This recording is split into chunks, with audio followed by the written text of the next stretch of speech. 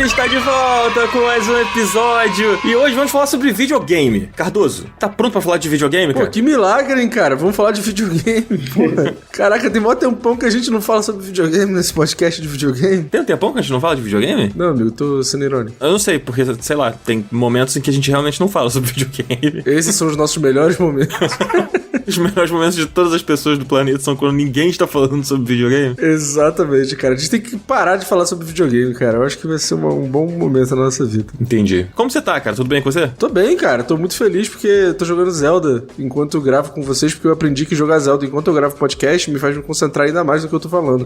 Porque Zelda é tão perfeito que ele me faz tão feliz que eu fico feliz gravando porque eu tô jogando Zelda também. Entendi. Boa desculpa, hein? Boa desculpa. Boa desculpa, boa desculpa. Vou logo chamar nossos convidados aqui, pois nós somos pessoas educadas e chamamos os convidados, não deixamos eles esperando. Hoje estamos aqui fazendo uma poderosa frente única de Nautilus. Gostaram do nome? Gostou, Henrique, do nome? Muito bom. Gostou? Gostei do nome. Vamos assumir, vamos. No dia que o Nautilus comprar o Up, é assim que ele vai se chamar. Porra, tô ansioso, cara, pra que esse dia chegue logo, que eu me compre logo o Up. Por favor, Henrique, compra o Up, cara. Pô, se Deus quiser, hein? Se Deus quiser. Vamos conversar. Vamos falar com os investidores aí, já vamos conversar. Eu sabia que maratonar Succession ia servir pra alguma coisa, cara. Tudo bem, Henrique? Tudo bem, e aí, pessoal? Olá, pessoal da mesa, olá, pessoal que tá ouvindo. Olá, bom dia. Pô, bom demais ter você aqui com a gente de novo, cara. Seja muito bem-vindo. Estamos aqui também com o Ricardo Nautilus. Olha aí. Nosso Ricardo Regis, nosso saque. Quanto tempo tu não vem Opa. aqui, Ricardo? Ô, amigo, eu queria saber se vocês querem me perguntar se eu tô feliz. Você tá feliz, cara? Eu queria dizer que eu tô duplamente feliz. É mesmo? Primeiro, porque eu fui em todas as redes sociais do Up pedir um programa de Jedi Survival. Eu fui no Instagram pessoal dos integrantes, entendeu? Eu fiz a Márcia jogar esse jogo. Eu fiz a campanha pra trazer esse jogo. Eu finalmente vou poder estar falando desse jogo. E outro motivo que eu tô muito feliz é que pra quem acompanha o Nautilus sabe que todo podcast que eu participo, e o Henrique também está, significa que a gente vai falar de um jogo ruim, feio, esquisitíssimo, que o Henrique vai trazer, inevitavelmente vai trazer, e hoje não. Hoje ele tá aqui pra falar de jogo bom. Então, tipo assim, eu tô me sentindo completo, eu tô muito feliz.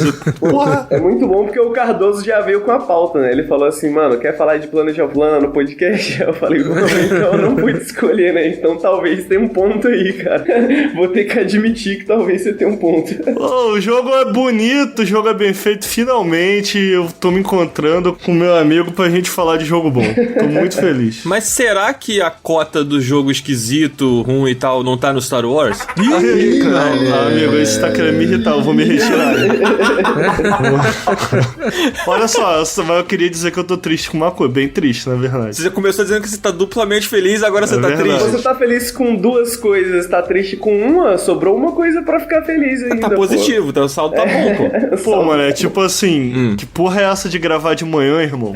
Porra, mané. Caralho, Pô, não me fale, mano. Que isso. A culpa disso, amigo, é do capitalismo, pô. Porra. Infelizmente, eu preciso trabalhar. Isso aí me deixa triste Eu demais. sei que o meu filho. empregador escuta o Up, eu não tô reclamando não, mas é porque eu tenho que trabalhar, entendeu? Então, às vezes, não tem tempo de fazer à noite, não. Pô, eu tô pra baixo aqui, filho.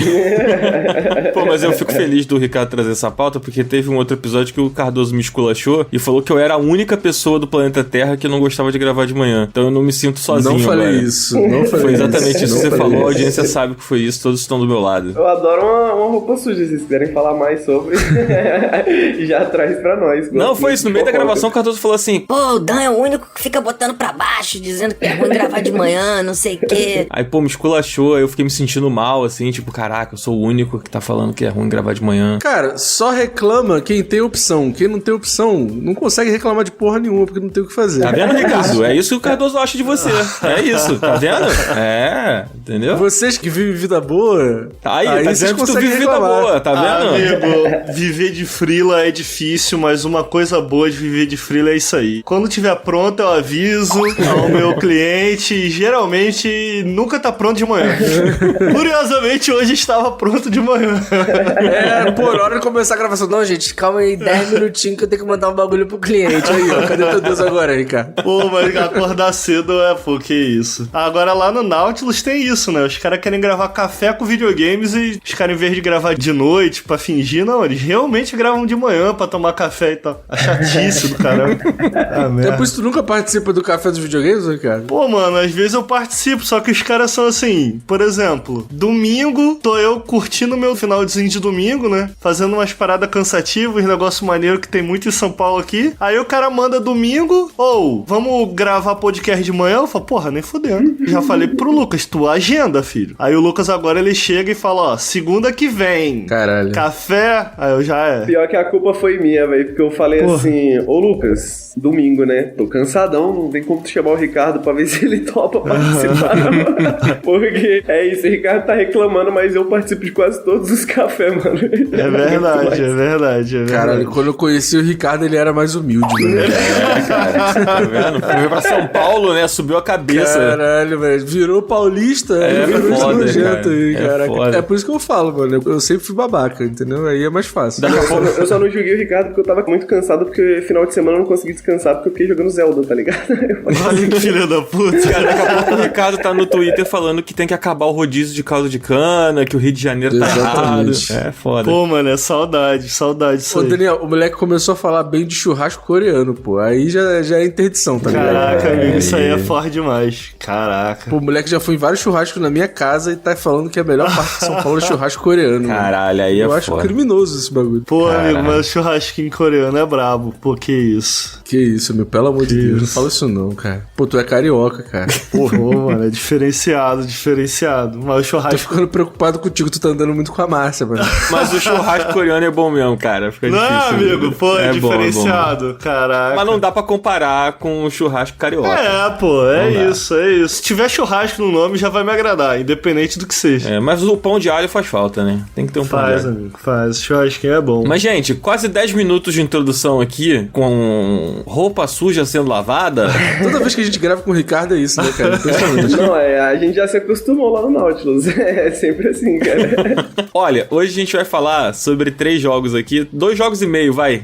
Star Wars Jedi Survival. O Ricardo encaminhou pro saque do Up, no caso pra ele mesmo, esse pedido. Mas eu joguei, hein? Eu joguei o jogo, hein? Olha aí. Planet of Lana, né? O Henrique vai falar bastante. Esse tô bem curioso, porque eu não joguei nada dele. E a gente vai falar um pouco da beta do Street Fighter 6 por puro hype, mano. Opa, esse programa tá bom, hein? Parabéns pra quem, pô, caraca. Gostou, amigo? Pô, esse programa tá bom mesmo. Você vai ouvir quando sair? Opa.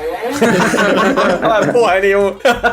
Então, vamos começar com Star Wars então, Cardoso? Bora, vamos nessa. Então bora. Zabuzeta, puxa aí não sei. John Williams Tururu aí. Pô, puxa a música do Star Wars em ritmo de forró. Deve ter, né?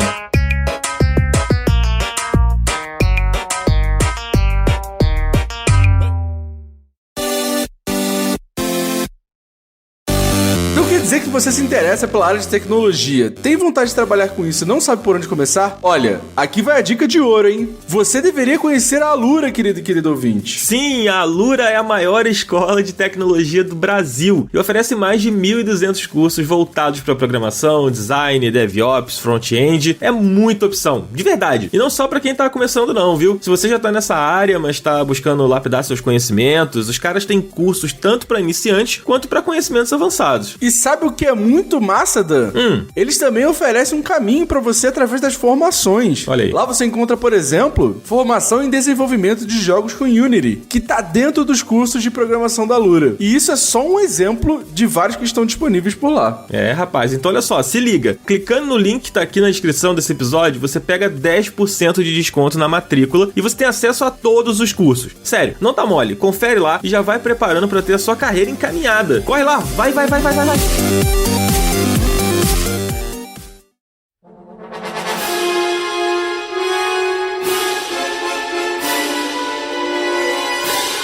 Vamos começar então com Star Wars Jedi Survivor, a sequência do Fallen Order, né? Sequência direta, se eu não tô enganado. É. Do que se trata esse jogo, Cardoso? O Star Wars Jedi Survivor. Pô, amigo, se trata da sequência direta do Jedi Fallen Order. É isso, então. A resposta tá no enunciado, assim. Exatamente. Simplesmente o Enem ao vivo aqui. Pô, não tenho o que falar, mano. Se trata da sequência do Souls-like aí de Star Wars, lançado pela Respawn. Não lembro qual que foi o ano. Mas é um jogo de ação e aventura aí que se passa no universo Star Wars com elementos de Souls-like, muitas skins e mapas confusos. E é disso que se trata desse jogo. Entendi. Ele segue com os mesmos elementos do primeiro, então, assim. É, são os mesmos personagens, ele tá na mesma aventura lá de reconectar a Ordem Jedi, de achar mais templos Jedi perdidos, porque o jogo se passa depois da Ordem 66, lá do episódio 3, né? A Ordem 66, pra quem não sabe, pra quem tá dormindo há 100 anos, assim como Link, foi a ordem que o Palpatine deu lá pra matar a Ordem Jedi inteira. Então, o nosso Cal Kestis, ele é o nosso herói aí, que é um Jedi solitário que conseguiu fugir, conseguiu sobreviver à Ordem 66 e tá tentando reconectar a Ordem Jedi. Entendi. Eu quero fazer uma pergunta antes, que é uma pergunta que é muito importante, muito mais importante do que gameplay, do que não sei o que lá. Eu vou perguntar essa pro Ricardo, que eu acho que o Ricardo jogou mais o jogo até. Eu não sei se o Cardoso chegou nessa parte. Eu vi os trailers, vi as imagens, assim, e eu fiquei muito incomodado, cara, que eu vi uma imagem do protagonista de barba, e ficou parecendo muito aquelas barbas de carnaval que tu compra, que tem um elástico que tu coloca assim atrás da orelha, tá ligado? E aí fica aquela barba assim. É assim mesmo no jogo, cara? Ou era uma coisa de trailer, assim? Porra, amigo.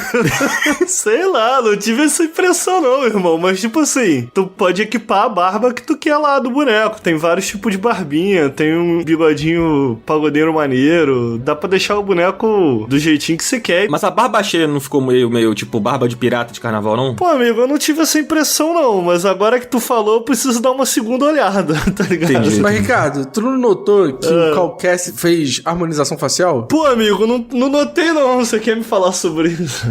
O que significa? Mudou a cara dele, isso? Sei lá, mano. No primeiro ele tinha uma cara mais jovial, mais infantil. Ele tá mais jovem, E nesse ele tá... Tá ligado quando os caras fazem a harmonização facial? Que eles começam a ficar com a cara meio quadrada? Fica mais quadrado, assim. O queixo dele cresceu, né, cara? Tipo, a mandíbula dele cresceu. Tipo o marido da VTube lá, o cara do BBB. É, cara, ele tá a cara do Eliezer, cara. Eliezer, tá igualzinho o Eliezer. O que eu percebi é que ele tá mais trevoso, assim. Tanto que tem até umas cutscenes do jogo do Fallen Order no Jedi Survivor e você percebe que, tipo assim, que ele tá mais novo, né? Ele tem a carinha mais fofinha, mais redondinha a carinha dele no primeiro. Ah, mas aí isso é natural, né? Porque quanto tempo passa do primeiro jogo pro segundo? 5 anos. Ah, ele amadureceu aí, né? 5 anos, porra, dependendo do que tá acontecendo nesses 5 anos com o homem, ele ganha 30. Pô, se ele passar por uma pandemia, então, meu amigo... Se trabalha com audiovisual, então, meu amigo, 5 anos é assim, é pra destruir, cara. É verdade. Mas, ô, Ricardo, me conta, cara, de substancial, assim, o que ele tem de diferente, cara? O que tá acontecendo no jogo? Qual é a trama desse segundo capítulo, assim? E o que ele traz de novo, assim? Cara, eu vou tentar não dar spoiler do primeiro, porque é difícil falar do que tá acontecendo no início do segundo sem dar spoiler, mas é possível, eu vou tentar. No final do primeiro, o Cal toma uma decisão importante ali pra trama. Eu acho interessante que o primeiro jogo, ele não é um jogo tão focado, provavelmente por ser um videogame.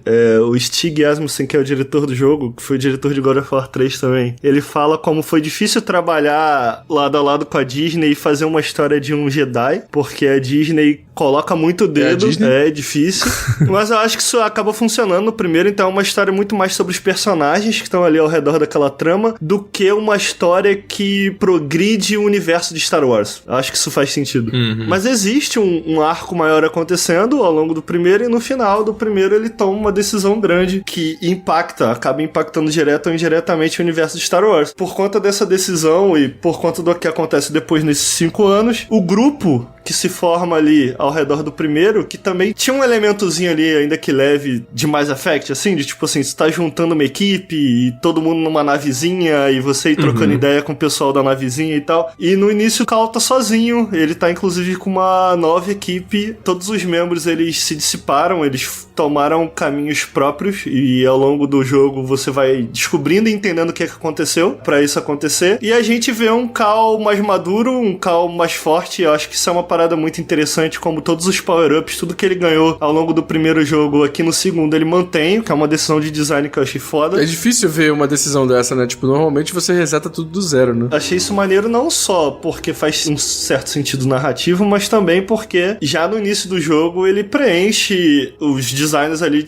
com possibilidades, né? Porque, tipo assim, pô, ele já começa, por exemplo, uma besteira que eu sempre comento lá no Nautilus, como eu tô muito cansado de Metroidvanias e o Cardoso citou a inspiração inspiração de Souls-like, eu acho que tem muita coisa, muita inspiração, tipo assim, eu acho que não fica só aí, eu acho que é uma das coisas que me agrada nesse jogo. Eu sinto que ele tem uma inspiração de Souls-like, uma inspiração de Tomb Raider, uma inspiração de Uncharted também, uma inspiração de Prince of Persia, sabe? Tem uma mistura, uma salada que eu pessoalmente acho muito gostosa aqui. Funciona essa mistura no 2? Pra mim, lindamente. Lindamente, Legal. assim. E justamente eu acho que isso acaba se conectando com essa decisão de manter muitas das coisas do primeiro. Então, pô, a gente tem geralmente Metroidvanias em que... E o jogo tem também, claramente, esses elementos de Metroidvania, em que você começa um Metroidvania e você demora 5 horas pra adquirir pulo duplo. E tu vê espalhado pelo mapa do jogo várias coisas que tu pode alcançar com pulo duplo e tu fala, ok, isso aqui eu vou conseguir quando tiver um pulo duplo. Tipo, tu sabe que tu vai ter um pulo duplo, tá ligado? E aí quando tu finalmente ganha o pulo duplo, pô, tu não se sente mais poderoso. Tu sente que tu tá adquirindo algo que tu devia ter desde o início. Tá ligado? Eu acho que isso vai contra o design, contra a ideia de um power-up, tá ligado? Então eu fico assim, cara, vamos cortar o pulo duplo? Vamos pensar em outras coisas, sabe? Vamos superar esse negócio de pulo duplo. Tá ligado? E aqui, por exemplo, tu já começa, dentre outras coisas, tu já começa com um pulo duplo e tal. Então eu gosto como isso, pô, desde o início, você já tem uma liberdade muito maior, porque quando o pulo duplo entra no primeiro, começam a acontecer acrobacias maiores e tal, tu tem que pensar um pouco mais, pô, vou pular aqui pra pular ali, o 2 já começa assim. Então eu acho que uma das razões que essa mistura funciona tão bem é que eu sinto que, em termos mecânicos, em termos de design, o Jedi Survivor ele dobra em tudo que o primeiro fez. Se o primeiro tinha elementos de Uncharted, porra, agora ele tem mais elementos disso.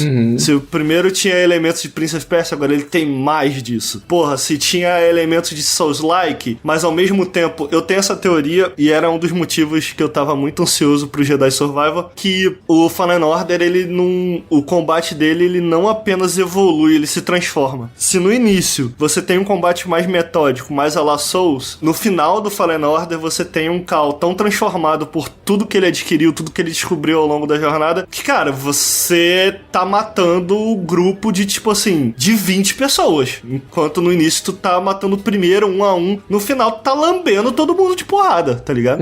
Então eu acho que ele dobra nisso também, tá ligado? Tipo, ao mesmo tempo em que, sim, eu acho que tem elementos de Souls-like ali, ele tem isso, tá presente aqui, mas ele tem também, muito mais do que o primeiro, elementos de um jogo de luta, de combate, de luta que eu digo, não luta literalmente, um jogo de ação, é melhor dizendo, mas não necessariamente com essa mecânica do duelo que o Souls faz tão bem, né? Mais uma parada de crowd control, em que você tem que, pô, vou matar esse daqui, mas para depois isso aqui, e tem muita gente aqui, sabe? Justamente por conta dessa transformação que o combate passa pelo primeiro, eu acho que tá presente aqui e mais profundo. Então, eu sinto que tudo que o primeiro tinha tá aqui, mas mais profundo, assim. Não sei se o Cardoso concorda. Amigo, uma das grandes críticas, tipo, relacionadas ao primeiro jogo é que, tipo assim, que o combate não era tão preciso quanto um Souls-like... Verdade. Abre aspas, de verdade, assim. Eu joguei algumas horas do segundo, eu não cheguei a terminar, mas eu passei, tipo, de umas 10 horas, então eu acho que eu já tô pra mais da metade do jogo, que eu acho que o jogo tem umas 20, 25 horas, mais ou menos. E eu sinto ainda que ele não tem um combate tão preciso, assim, tipo, principalmente depois que eu joguei Elden Ring por milhões de horas e tal, eu sinto que ele ainda, tipo assim, não chegou no lugar. Ele tá quase lá, mas, tipo assim, ainda assim não chegou no lugar ideal, assim, de combate. O que você acha disso? Pô, amigo, eu acho que esse é um lugar muito difícil de alcançar, tá ligado? Tipo assim, não sei se você concorda, amigo. Não é só precisão, é responsividade. E responsividade, às vezes, é sobre como a animação toca na tela e não essa sensação mais do que um ato. Não sei se isso faz sentido, tá ligado? Então, tipo, eu sinto que é muito difícil chegar lá, né, cara? Então, não, com certeza. Eu não acho injusto. Eu tava conversando com o André do Jogabilidade e ele tava falando sobre isso. Eu não sinto que o jogo, ele não é responsivo. Eu não sinto isso. Eu senti isso mais no 1. No 1, às vezes, tu sentia que tu devia ter acertado o parry e tu fala, por que eu não acertei isso? Tipo, o que aconteceu aqui? É engraçado, cara, porque é até difícil dizer o que é, né? Tipo assim, pra mim é nada além de a From Software tem um molho. Sim. Tá Cara, eu ia falar isso agora, mano. Eu juro por Deus, isso tava na ponta da minha língua aqui, eu tava só esperando você respirar pra eu falar. Que é o molho que não tem. Eu tô falando, no primeiro jogo. No primeiro jogo não tem, assim. E tipo, pô, pegando carona nisso que o Ricardo tava falando agora, de ser difícil emular essa sensação aí de você ser abraçado pela mecânica, sabe? Que acontece nos jogos da From. Eu sinto um pouquinho isso no primeiro God of War, por exemplo. Eu acho que o God of War faz melhor essa emulação de sensação do que o Star Wars, sabe? Eu acho que esse ensaio de um combate meio mais cadenciado, com um ritmo diferente, funciona mais no primeiro God of War, e eu acho que não funciona no segundo God of War, sabe? E aí a minha curiosidade é se o Star Wars ele faz o caminho reverso, no caso, que eu acho que ele não funciona muito no primeiro. Sabe qual é o meu problema? É que eu acho que ele se apega demais a isso por muito tempo no primeiro jogo. Eu concordo com o que o Ricardo falou, que tipo, chega um momento do jogo que você não... Eu não sei se é exatamente isso que você pensa, Ricardo, mas o que eu penso é que chega um momento do jogo que não faz mais diferença o combate ser meio Dark Souls, tá ligado? Tipo... Pô, mas eu acho isso foda. Então, isso é bom. Eu gosto muito disso. A minha questão é, ele desapega disso no segundo jogo, ou ele continua flertando com esse tipo de combate, mas sendo impreciso, tá ligado? Não sendo tão legal, assim. Era o que mais me incomodava no primeiro, sabe? Assim, eu tenho que deixar claro primeiro que eu acho o combate do jogo muito divertido. Eu não acho que tá no nível de um Sekiro, ou de um Elden Ring, ou de um Souls, enfim. Mas eu não acho que isso é um demérito necessariamente. Eu acho que o motivo pelo qual o Star Wars ele acaba não sendo tão gostoso ou tão preciso em termos de combate quanto esses jogos, um dos motivos que ele passa por cima disso é que ele é mais do que isso. Eu sinto que o Jedi Survivor ele é uma combinação de várias coisas em que ele não é excelente em nada. De fato, ele não é excelente em nada. Tipo assim, é o melhor plataforma que você jogou? Não, mas ele é um ótimo plataforma. É a melhor jogabilidade meio Souls que você jogou? Não, mas ele é um ótimo jogo com elementos Souls, sabe? Entendi. Isso envolve pra mim tudo. História, talvez só o visual que realmente me impressionou, assim, de uma maneira geral. Mas aí a gente tem os problemas técnicos, que enfim, esse é outro rolê. Isso aí eu acho que a gente fala mais pra frente. Então, tipo assim, nada nele é excelente. Só que ele é ótimo em tudo. Eu não acho que ele é só bom em tudo. Cara, ele é ótimo em tudo. Então, eu sinto que... Eu não acho que ele larga a mão desses elementos. Eu acho que o que conta aqui a favor dele é que ele tem isso, mas ele tem também aquilo que fez do combate do 1 tão interessante, que é momentos em que ele abre mão disso. E já no primeiro é próximo do final. Aqui você tem momentos. Então, pô, só pra exemplificar, você tem aqueles robozinhos. Porra, eu sempre me confundo no número de episódio. Da trilogia do George Lucas, a do meio, né? Prequel. Prequel, beleza, show. Tava tentando encontrar essa palavra. Que tem aqueles robozinhos, cara, que eles são engraçadinhos e eles também atiram e tal. Tipo uns droidzinhos simples mesmo. Então, tipo assim, cara, eles vêm em grupos, sério. Tem inclusive um desafio que, mano, deve ter uns 40 na tela, sabe? E tu passa lambendo eles, porque um hit mata, sabe? Então, tipo assim, tu passa lambendo. Então, ele tem esses momentos que é pra isso, que é pra tu sentir um Jedi muito poderoso. Pra tu derreter os inimigos, né? Enquanto tem outros momentos em que são inimigos que conseguem dar parry no teu golpe, tu tem que devolver o parry. Então, ele mistura esses elementos. Eu acho que é isso que faz funcionar tão bem pra mim, sabe? Acho que é isso que faz o combate do jogo ser tão gostoso. É que ele tem momentos tanto de jogo X quanto jogo Y, isso de uma maneira ampla, tá ligado? Eu acho que isso que conta muito a favor dele. Ele é tão bom quanto esse jogo ou quanto aquele jogo nisso aqui? Não, nunca. Nunca excelente. Mas ele é sempre ótimo em tudo. E eu acho que a combinação de todos esses elementos e a forma como ele entrega o ritmo é um jogo muito gostoso de se jogar, assim, cara. Então, eu fiz 100%, joguei 70 horas, terminei e comecei de novo. Da hora. Porque, tipo assim, isso foi o quanto eu gostei do jogo, sabe? Caramba. E, cara, tem uma coisa também que é a skin do Star Wars, né? Que é um negócio que, tipo assim, que pro fã, só de ter os personagens, só de ser aquela lore ali, já é interessante pra caralho, né? Tipo, tudo o resto é meio que lucro, né? Mano, eu acho que isso acaba contando muito. Eu vi uns takes, inclusive a gente trouxe lá no Nautilus. Eu trouxe um pouco mais revoltado do que eu tô trazendo aqui hoje, porque aqui eu tô educado. De uma galera falando assim, esse jogo não é bom, é só porque é Star Wars. E, mano, isso me dá um pouco de ódio no meu coração. Porque, tipo assim, é lógico que a fantasia conta. Videogame é um pouco disso, cara, tá ligado? Sim. A fantasia de você estar controlando algo ali na tela, de você tá domando aquele personagem ali, digamos assim. Então, tu para pra pensar, cara. Os jogos de Batman, eles seriam tão legais se não fosse o Batman, tá ligado? Tem ali um super jogo, mesmo pra época, um super jogo de stealth? Não. Só que o que faz do jogo tão especial é exatamente aquela brincadeira que o pessoal repete, que é o jogo te faz sentir como o Batman. Essa é a parada do jogo do Batman. Então, porra, ser o Batman é essencial pra aquele jogo. Assim como ser um Jedi é essencial pra esse jogo aqui, tá ligado? Assim como ser o Homem-Aranha é importante pro jogo do Homem-Aranha também. Porra, entendeu? Eu acho que isso não diminui nada, entendeu? Não, Lógico. essa discussão sempre volta em vários outros jogos. Pô, é frequente com Pokémon, por exemplo. Tipo, se não tivessem os Pokémons nesse jogo, vocês iam aceitar certos problemas que o jogo tem? Não.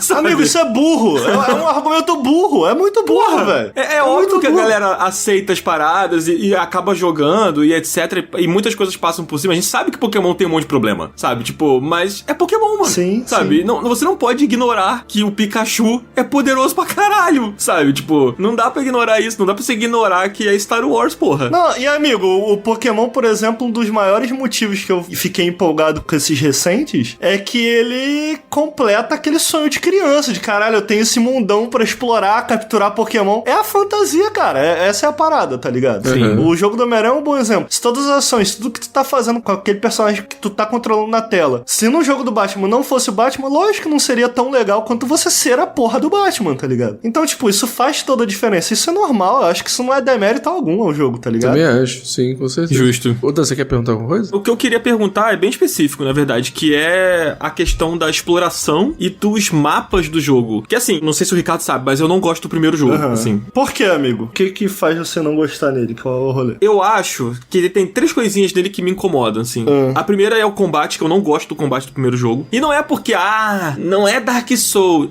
Tipo, quer ser Dark Souls, mas não é. Não é esse o problema. É que eu acho ruim, sabe? Em vários momentos eu me frustro com o quão ele não é responsivo às coisas que eu tô tentando fazer e que ele me parece propor. Do tipo assim, faça desse jeito. Aí quando eu tento fazer, ele não responde tão bem. Isso é o que mais me incomoda no primeiro jogo. O segundo eu não sei. O segundo é a exploração, mano. Que eu não gosto. Eu não gosto dos mapas. Eu acho os mapas fracos. Eu acho os mapas meio confusos em alguns momentos. Eu sinto que isso que vocês gostam do jogo, que é essa salada, sabe? Que tem uma coisa meio Uncharted. Aí tem os elementos ali meio Metroidvania. E aí tem o combate que é um pouco não sei o quê. Às vezes eu acho que ele se perde um pouco em tantas coisas que ele tenta ser, sabe? No primeiro jogo. E eu acho que faltou um pouco de maturidade no primeiro jogo, sabe? E normalmente eu tendo a acreditar que já que tem uma continuação e eu vi as pessoas elogiando certos pontos de gameplay, tô ouvindo vocês elogiando aqui agora, principalmente o Ricardo, eu queria saber se ele amadurece essas coisas, assim. Do combate eu já entendi, você já falou bastante. Mas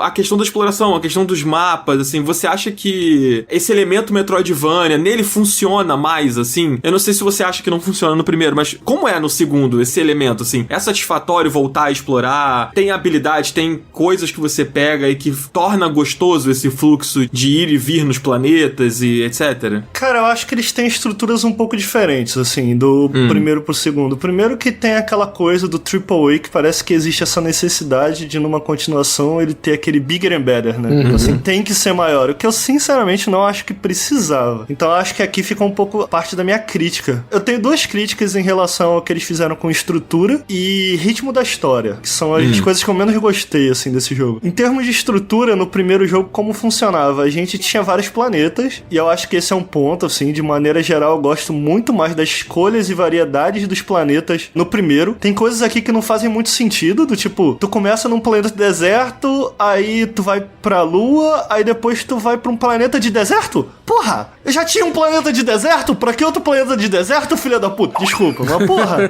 caraca, mano. Cara, e tem uma parada que esse primeiro mapa do planeta do deserto, eu não tô contando Coruscant não, porque Coruscant é meio que a parte inicial ali, que é bem maneiro, inclusive. Cara, o mapa é muito ruim, mano, dessa primeira parte, cara. Tu diz o do BD ou a estrutura de mapa? Não, a estrutura de mapa mesmo. Eu acho a estrutura de mapa ruim, você se perde toda hora. E aí, tipo assim, não é porque o mapa foi feito pra você se perder, é porque o mapa é igual. Tipo assim, antes de você entrar na parte ali que tem aquelas shrines, que tem aquelas coisas naquele primeiro mapa, mano, o mapa é idêntico, é a mesma coisa. Então, tipo assim, você não sabe muito bem pra onde você tem que ir, porque o mapa é muito parecido. Então, tipo, eu fiquei várias vezes muito perdido ali naquele primeiro mapa, só porque, tipo, a escolha de arte, de design daquele mapa é totalmente igual. O mapa inteiro é idêntico. Pô, amigo, faz sentido. Eu nunca tinha pensado nisso, faz bastante sentido, né? E aí, sei lá, mano, eu tinha que atravessar uma ponte, eu não sabia onde tava essa ponte, porque a 15 metros antes dela tinha uma ponte idêntica. Idêntica, era a mesma ponte. Então eu ficava, caralho, mano, pra onde eu tenho que ir nessa porra, tá ligado? Isso faz sentido. Não, e aí tem a coisa do mapa do BD que você tava falando, cara, que é uma crítica que eu tenho ao primeiro jogo. Sim. E ela continua tão ruim quanto no primeiro jogo, que é aquele mapa 3D que eles fizeram. Eu sei que é bonitinho, eu sei que, tipo assim, pô, é bem Star Wars, assim, mas, cara, não é funcional aquele mapa do BD. É muito ruim. É engraçado que essa é uma dúvida que muita gente me pergunta, assim, tipo, eles melhoraram o mapa? E a minha resposta tem sido, pô, não só eles não melhoraram, como tá pior. Sim. Porque, tipo assim, agora tudo é muito maior, cara. E a estrutura de como eles apresentam esses mapas. E aqui, pra quem não jogou nada, a gente tá falando basicamente do minimapa. Tu abre um mapinha pra tentar se encontrar e tal. E ele tenta passar a ideia de que é um holograma, né, do Star Wars. E, cara, não funciona. Tipo assim, de novo, eu acho que é isso que o Cardoso falou. Eu entendo por que eles fizeram, do tipo, porque faz sentido dentro da tecnologia aqui que a gente tem do Star Wars, de como são apresentadas essas coisas nos filmes, mas pro jogador simplesmente não passa o básico de um mapa, que é passar informação, né? Tipo, tu se entender ali com o mapa. Então, cara, eu acho que eu tenho essas questões aí com o mapa, e no primeiro, a estrutura era essa. Você podia escolher logo de cara viajar pra Dathomir, que é basicamente o último mapa do jogo, o mapa mais difícil, o que eu achava muito maneiro. Dava aquela pegada meio Zelda de você poder ir no castelo do Ganon logo de cara e sentir o que vai vir pela frente. Eu fiz isso e não foi legal não, assim. É legal tá lá, mas, entendeu? Não é legal porque eu me fudi, assim. Aí teve uma hora que eu falei, tá, beleza, não era pra eu estar aqui. Eu gosto da opção, eu gosto que eles colocam pra tu, tá ligado? Acho legal. O 2 ele não segue necessariamente essa forma, mas ele segue essa ideia de ter um planeta, assim como no 1, em que você volta várias vezes pra explorar e é um planeta maior. Então aqui nesse caso é Koboh, se eu bem me lembro. E em Koboh você não só tem esse mapa que é muito grande. Você estava perguntando de como esses mapas funcionam e tal. Ele é bem similar a um mundo aberto, assim, nesse mapa. Eu acho que 65% do jogo se passa nele. O que, pra mim, é um pouco decepcionante. Eu tava comentando como as escolhas do mapa, pra mim, não são tão legais. Assim, eu ainda acho que ele é um mapa mais variado do que o Planeta de Gelo, que eu não vou lembrar o nome no primeiro. Porque a gente tem aqui, nas missões principais que se passam nele, a gente tem uma parte na floresta, a gente tem uma parte que se passa na lava e tal. Mas, cara, boa parte desse planeta, como o Cardoso falou, ele é muito parecido, assim, um com o outro. Ele traz alguma variedade visual nas missões principais que se passam no planeta, mas explorar o planeta em si, ele é muito parecido. E aí o que me decepciona é que, cara, a gente já passa boa parte desse planeta e o segundo planeta em que a gente passa boa parte também é deserto. Então eu fiquei assim, porra, isso me decepcionou muito, cara. Eu sinto que no primeiro você tem o planeta de gelo, que é irado. Depois você tem Kashyyyk, né? Que é o planeta todo de floresta e tal. Você tem uma variedade muito maior de cenários no primeiro. Eu não entendi o que eles fizeram aqui no segundo, sabe? Eu acho que, apesar de eu sinceramente ter gostado do design, de tipo assim, eu acho que eles conseguiram encontrar um bom meio termo. E aqui fica um meio elogio no sentido de, eu preferia que o jogo não tivesse transformado em algo tão aberto, sinceramente. Eu gostava de como ele funcionava, todo se interligando em pequenas áreas do primeiro. Mas aí vem essa necessidade de ser maior e melhor, sabe? Que parece que AAA tem que fazer. E nem sempre o maior é melhor, né? Essa que é a parada, né? Exato! É isso que eu tô querendo dizer, sabe? Então, eu sinto que a gente acaba passando muito tempo no mesmo lugar, mas ao mesmo tempo, cara, pô, eu gosto do design das dungeons que tem, eu gosto das surpresinhas que tem nas várias dungeons que você encontra ao longo desse mundo aberto. Eu gosto de como esses vários pedaços do mapa que você vai desbloqueando e abrindo aos poucos e encontrando recompensas, ele tem isso ao favor dele também. No primeiro, todas as recompensas que você recebia por explorar, elas eram muito básicas, você basicamente ganhava um color swap pro teu personagem. Aqui não. Aqui, realmente, eles fizeram da customização um pilar do jogo. Então a customização do jogo é muito foda. Você tem várias roupas pro personagem, você tem vários cabelos, você tem várias barbas, você tem várias opções pra customizar teu sabre, você tem várias opções de customização pro BD1, que é o robozinho, e você encontra tudo isso explorando. Então, eu gosto muito de poder personalizar minhas paradas, deixar do jeito que eu quero. Então, explorar esse mundo foi muito mais recompensador do que o primeiro, não tem comparação. E eu sinto que recompensador não só no sentido de você ganhar ali, não só essas recompensas de customização, como eles têm algo que, pra ser abrangente, pra falar com todo mundo aqui, eles têm algo parecido com as shrines do Zelda. Tem, e é bem legal, né? Bem legal, com puzzles espalhados pelo mundo aberto. Então eles têm essas mini dungeons que tem alguma história. Como funciona?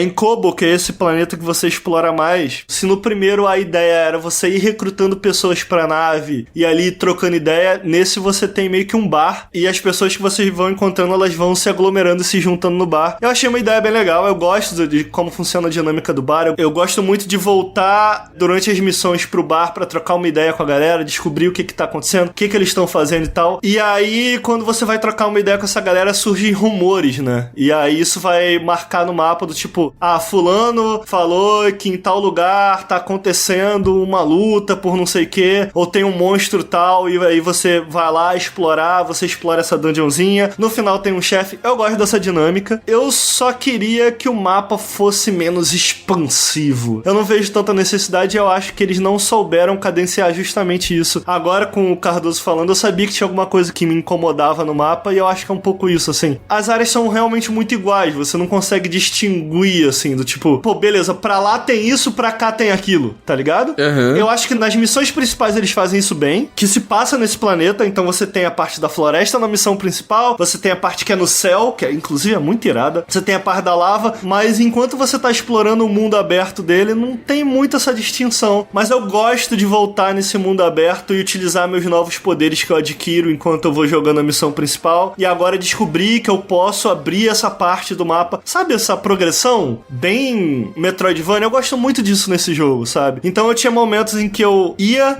pela missão principal, e mesmo a missão principal, eles têm... Eu acho que o Dan perguntou sobre essa questão da linearidade da exploração. Eu sinto que ele é um jogo que... Pô, cara, só pra exemplificar aqui, você tem 2 saltos e você tem um dash aéreo. Todos os saltos, eles não são saltos como, sei lá, para pra pensar aqui, imagina comigo um Uncharted. Quando você pula, você não tem muito controle aéreo do personagem. No Jedi Survival, não, você tem total controle aéreo do personagem. O que que significa? No meio do ar, mano, tu pode puxar muito o personagem pro lado ou pro outro, tá ligado? Mais ou menos como funciona o Tomb Raider, os recentes. Então você tem basicamente 3 formas de controle aéreo. Você tem o primeiro pulo, você tem o segundo pulo e você tem o dash. E aí ele brinca com... Se você der o dash em certas plataformas específicas, tipo Celeste, você ganha o teu pulo duplo de volta e mais o dash. Então, tipo assim, ele brinca muito com isso e se utiliza isso muito bem. Ele sinto que esse jogo ele tem o espírito dos jogos de plataforma 3D lá da época do Nintendo 64 e do PS1/PS2, tá ligado? Em que as plataformas nem precisam fazer tanto sentido, tá ligado? É uns bagulho voando no meio do mapa, mas, mano, é divertido pra caralho. Principalmente nas shrines, né, mano? Nas shrines tem, tipo, umas coisas de plataforma que são muito legais, né? Pô, mano, é muito divertido porque tu pula, aí tu dá um dash, aí tu pula de novo, aí tu usa força pra puxar o cal, aí tu pula na parede, olha lá, Prince of Persia, aí tu pula pra fora da parede, pula de volta na parede, aí pula de novo, dá um dash. Cara, é muito gostoso e isso, assim, expandiu absurdamente em relação ao primeiro. Se no primeiro tinha elementos de plataforma, nesse jogo aqui ele é um jogo de plataforma completo. Ele me lembra demais Prince of Persia, assim, da melhor maneira possível. Pra mim, ele é um simulador de Jedi perfeito, tá ligado? Tipo, ele emula exatamente a sensação de ser um Jedi, né? Se fosse pra saber como é que é um Jedi, eu acho que esse jogo, ele é exatamente a parada, né? Pô, cara, eu acho que um acerto deles foi conseguir algo que o primeiro tinha também, que você se sentia usando um bastãozão, né? Sim. Tipo, tu cortava pelo inimigo, aqui não. Aqui você tem, de fato, mesmo inimigos humanos, que a Disney é meio contra, mas parece que eles conseguiram encontrar uma brecha aí, você consegue cortar o braço, corta a perna e tal. Os personagens não humanos também, puta, você corta o meio a eles e tal. Isso ficou muito maneiro. E assim como eu falei da parte de exploração que expandiu absurdos, eu queria tocar muito rápido aqui como o combate expandiu absurdos também, sabe? Se no primeiro você podia usar o sabre duplo, aqui você tem 5 stances diferentes de combate que funcionam de maneira completamente única. Então você tem o sabre único, você tem o sabre duplo, o bastão, né, digamos assim, estilo Darth Maul, o sabre duplo, que é tipo a Ahsoka, um em cada mão. Que é o melhor. Amigo, o que eu gostei mais foi o sabre mais a pistola. É estiloso, né, o sabre mais a pistola, né? Porra, o sabre mais a pistola é forte demais, cara, porque eu sinto que mecanicamente ele funciona muito bem e muito diferente também. também, o Call, ele usa o sabre e a pistola como se fosse esgrima, assim, cara. E ele adiciona umas opções de combate muito maneiras, do tipo, tu tem o parry, mas tu também tem o parry com a pistola. Se o inimigo for te atacar, se tu der um tiro, no momento que o inimigo te ataca, ele dá um parry fudido no inimigo. E adiciona essa,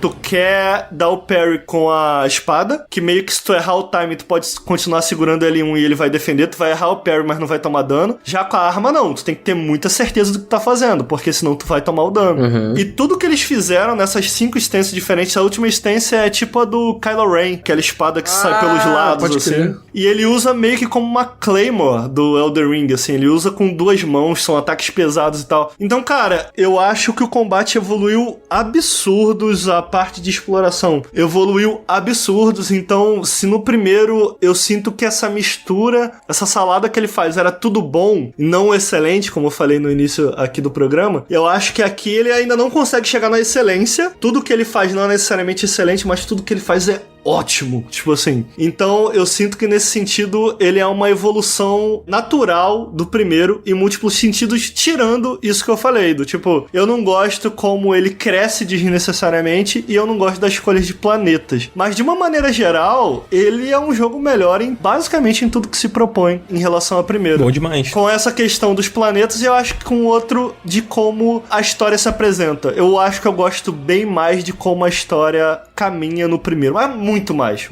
O que acontece em termos de história nesse jogo é, você tem as 5 primeiras horas em que a história anda, e aí você tem, tipo, 50 horas em que nada, absolutamente nada acontece, tá ligado? Você só é jogado de um lugar pro outro e nada acontece, e aí nas 5 horas finais eles falam, caralho, a gente tem que terminar esse jogo, né, galera? E, mano, acontece um amontoado de coisas, tipo, é muito maneiro. O último quarto desse jogo é muito foda. Mas, cara, é muito corrido, assim. Cadência, é né? muito corrido. Faltou demais, assim, faltou demais. Justo. Cardoso, tu quer falar da performance? Eu acho que só é bom tocar nesse ponto, porque o jogo lançou muito problemático, né? Teve vários BOs aí, o jogo lançou no PC todo quebrado, a galera do PC se fudeu, gastou 500 conto no jogo e a performance do jogo no PC tava uma merda. Eu tô jogando no PlayStation 5, eu senti que em muitos momentos ali no PlayStation 5 a performance tá ruim e isso atrapalha a batalha, principalmente, porque às vezes você tá lá batalhando e aí cai frame pra cacete, mesmo no modo performance, mesmo, tipo assim, tentando jogar da maneira que não deveria acontecer isso, mas parece que a EA tá corrigindo aí, né? Tipo, tá lançando uns patches aí pra ver se corrige e tal. Parece que já deu uma melhorada. Amigo, tá correndo atrás do próprio rabo, né? O que me deixa triste é que o primeiro saiu num estado muito parecido, se pá, esse daqui saiu num estado pior, tá ligado? Porque se você parar pra pensar, foram jogos, tanto o primeiro, especificamente esse, esse jogo foi desenvolvido em 3 anos, vai, mano. É, pouco tempo. Pro padrão da nossa indústria, ele é pouco tempo, cara, sabe? E eu fico, cara, já conseguiram montar isso tudo tão rápido, por que não deram um tempinho a mais, mano, pra polimento, sabe? E o jogo foi adiado pra polir também, né? Tipo, rolou isso. Eu acho que é por isso que rola essa preguiça da galera, tipo, já adiou pra poder polir o jogo e mesmo assim lançou assim. Fica uma sensação de, tipo, adiou pra quê, né? Tá ligado? Sim. Mas, cara, eu vou jogar a pergunta aqui pra gente poder passar pro próximo jogo. Vale a pena jogar Star Wars Jedi Survival? Cara, eu acho que tem essa questão da performance que realmente atrapalha e é muito triste, porque eu tô falando de um jogo aqui que, sinceramente, ano passado eu acabei não participando dos melhores do ano do Nautilus, mas o meu jogo do ano foi Sifu. Eu realmente gostei muito daquele jogo. Pô, Sifu é muito foda. Eu sei que a gente teve Elden Ring, mas aí eu acabei não terminando o Elden Ring, eu ainda tenho que terminar, mas o Sifu bateu no meu coração de uma forma muito específica e, sinceramente, tô falando disso porque esse jogo, se tivesse sido lançado ano passado, ele seria meu GOT, tá ligado? Isso foi o quanto eu gostei desse jogo. Caramba. E eu acho triste porque a gente tem um jogo excelente aqui em que eu não posso só responder pra você, amigo, vale a pena, vai jogar. Por conta de problema técnico, mano. Porra, que triste, cara, tá ligado? Isso é muito não escroto, dá pra ignorar, né, não, cara? mano, que triste, porque é impossível ignorar o quanto isso atrapalhou a minha jogatina, tá ligado? Eu acabei jogando a 30 FPS, o Cardoso falou que mesmo no modo performance a frame rate cai muito, eu diria que especialmente no modo performance cai muito. Pô, não faz o menor sentido, né? É muito instável, fica caindo o tempo inteiro, muita travada. Eu acabei jogando no modo 30, o que é muito triste. Eu não jogo nada em modo 30 FPS, sinceramente. Isso é o quanto eu gosto de 60 FPS, e eu digo, não só em termos de frame rate, ele tá em todo lugar, tipo assim, como a gente tem um jogo aqui que, por conta desses problemas técnicos, ele atrapalha justamente a jogabilidade. O fato da performance ser tão laica atrapalha também isso.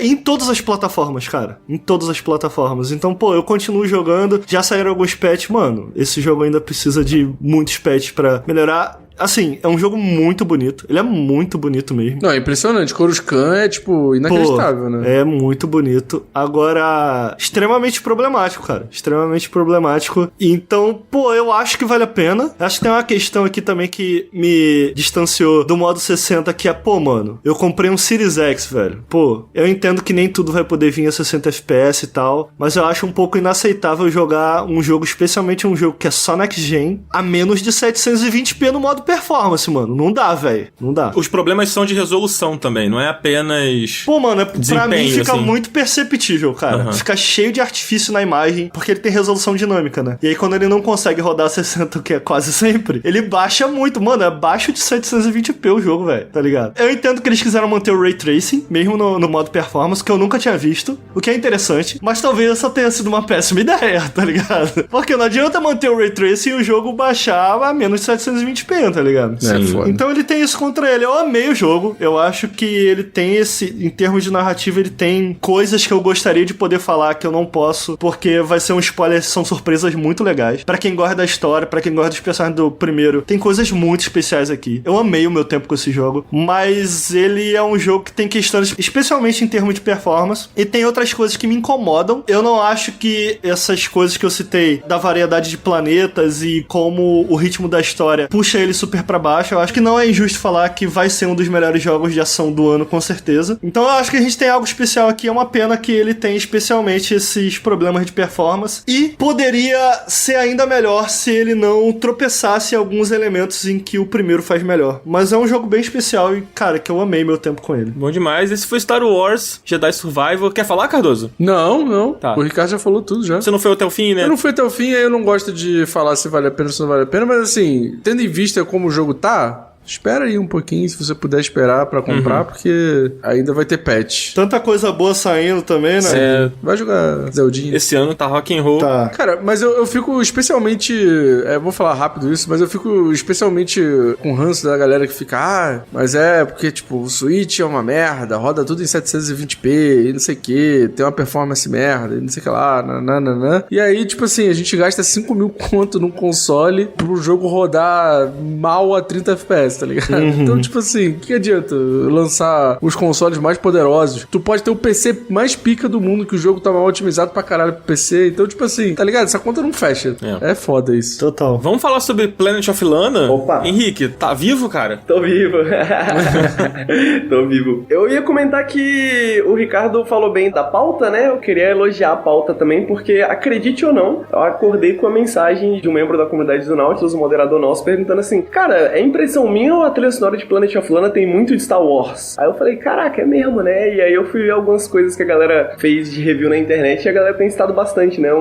Uma similaridade com Star Wars, né? Eu não sou muito fã necessariamente do Star Wars, mas agora que eu parei pra pensar, eu falei, pô, realmente, né? Informação exclusiva que eu não coloquei isso no review do Nautilus, do Planet of Lana, então trazendo aqui pela primeira vez o Olha aí, insight. DLC do conteúdo, né? DLC. Mas conta pra gente, o Henrique, pra galera que não conhece muito do Planet of Lana, assim, do que se trata esse jogo, cara? O que é Planet of Lana? Bom, ele tá dentro de um gênero chamado de plataforma cinemático, né? Que é um gênero meio nicho, então quem não conhece, normal também não conhecer. Mas ele costuma ser representado, né? E costuma ser descrito esse gênero como ele é um jogo de plataforma. Ele tem puzzles também, só que ele é bem focado, tipo assim, tem um certo peso na movimentação e tem bastante desses momentos narrativos, assim, que é uma apresentação visual deslumbrante, tá ligado? Tipo, pra você realmente ver a cena ali e falar, caraca, bonito isso aqui, tá ligado? Não é um jogo muito difícil, não é um jogo muito complexo, ele tá interessado em contar pra você uma história através desse jogo de plataforma, esses puzzlezinhos. E pensando agora em termos de história, né, já que esse é o foco dele, ele lembra Star Wars porque você tá nesse planeta que é meio que um planeta alienígena, sabe? Então acho que nos primeiros cenários você já vê umas coisas meio Tatooine, assim, né? Porque tem 2 luas no céu, umas paradas assim, sacou? Um céu bem alienígena,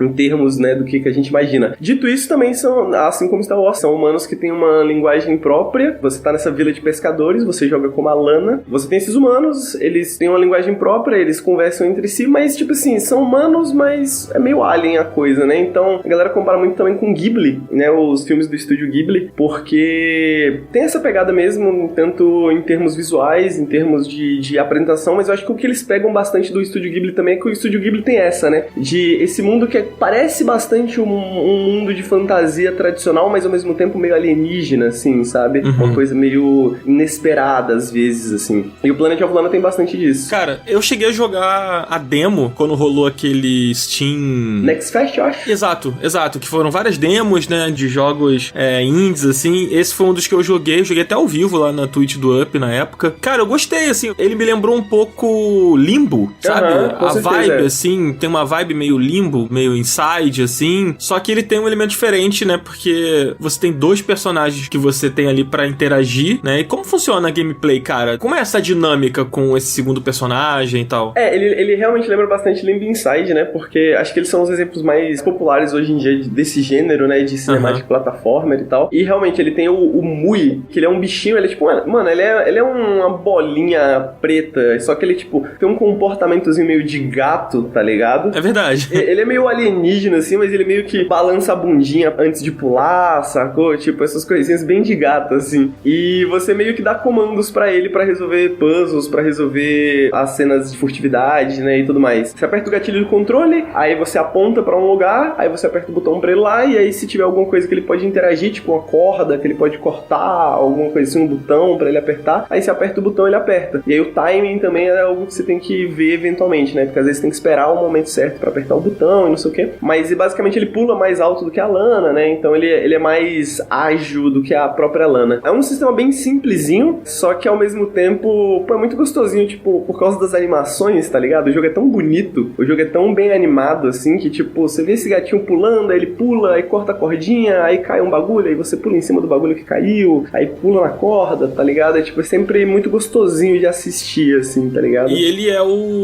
a ferramenta principal do jogo, é o seu companheiro, né? É o seu bichinho. Pelo menos na demo, assim, né? Eu não joguei o jogo completo, né? Aí acho que você pode até falar melhor. A sensação que eu fiquei, até pelos trailers, pelos gameplays que eu já tinha assistido, era de que ele é o motor pra você poder realizar a maior parte dos impedimentos, né? Dos puzzles, das coisas de cenário. Ele interage com muitas coisas, aparentemente, assim. Em termos da relação que eles desenvolvem é interessante porque tem alguns momentos que você poderia continuar tranquilo sem ele, assim, digamos, e aí, pô, ele tá ali, você tem que achar um jeito de trazer ele até você, sacou? Então, tipo, é engraçado porque é isso, né? Às vezes você precisa dele, mas às vezes ele meio que precisa da Lana também. Então vai criando essa relação quase de amizade mesmo, assim, né? Tipo, o jogo ele não tem diálogos, né? Todo diálogo que ele tem é nessa linguagem inventada, que eles inventaram, que é bem simplesinha. Inclusive é bem engraçado em português, porque quando você indica um lugar pra ele ir, ela fala Panaqui, Mui, Panaqui. E aí você escuta isso tantas vezes que cria aquela saciedade linguística, e aí você já não sabe mais o que tá escutando, e aí você começa a escutar Mama aqui, Mui. Tá ligado? Cara, mal vacilou, mano. Como é que é o bagulho? Cara, você acabou de destruir o jogo pra mim, cara. Pô, é foda, cara, não tem como não ouvir, papo reto. Porque, tipo, tem várias entonações, né? Aí tem umas que parecem muito, assim, tem umas que parecem menos, tem umas que parecem muito. Eu capotei nesse jogo, assim, enquanto eu tava gravando, eu gravei umas 10 versões, assim, dela falando Pama aqui.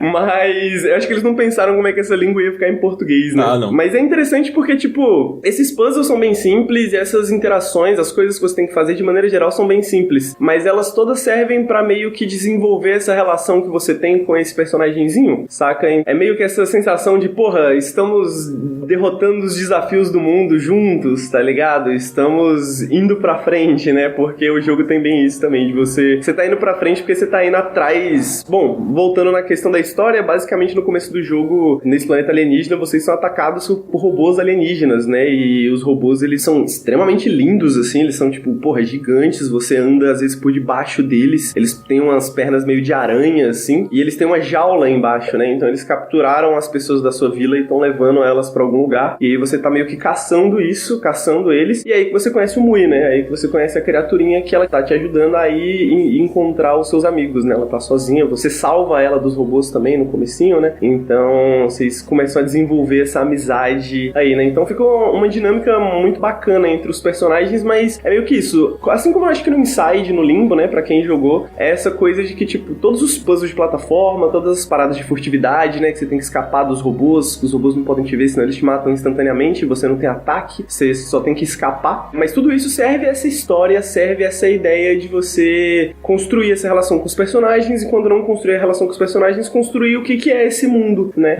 E eu acho que o Inside e o Limbo tem bastante disso, assim, né? Porque ninguém lembra necessariamente porque, pô, tem aquele puzzle fantástico. É mais sobre como aquele puzzle funciona na história pra contar aquela história e tudo mais, né? Ele tem o Furukawa, né, como compositor, que é o mesmo compositor do Last Guardian. E vendo o jogo, assim, também, eu sinto uma certa vibe do Last Guardian. Com certeza, com certeza. Não só na música, mas acho que quando você tava falando, eu me lembrei disso, da relação de amizade entre a Lana e o Mui. Tem essa vibe, não tem? Ou é só impressão? Ou não, tem totalmente essa vibe. Inclusive, os desenvolvedores citam Last Guardian como inspiração em uma das entrevistas, né? Eu acho que, assim como qualquer jogo, né? Mas eu acho que tem toda aquela inspiração dos jogos Last Guardian aí, com Shadow of the Colossus. Pô, primeiro tem esse mundo que é, digamos assim, um mundo bem silencioso. Você tem as músicas do jogo são muito boas e elas entram em momentos chaves, mas por muito tempo você passa ouvindo o barulho da natureza, assim, né? O barulho dos lugares, é um lugar meio vazio, de certa forma, assim. Ele tem essa pegada do Ico também, de, tipo, o Ico não é um jogo violento, né? Ele tem essa pegada de, tipo, toda a exploração, toda a investigação é meio que pra você chegar em outro lugar e você conseguir proteger aquela pessoa, né? E meio que interagir também ali, porque tem essa paradinha também no Ico, né? Então acho que Last Guardian, Ico,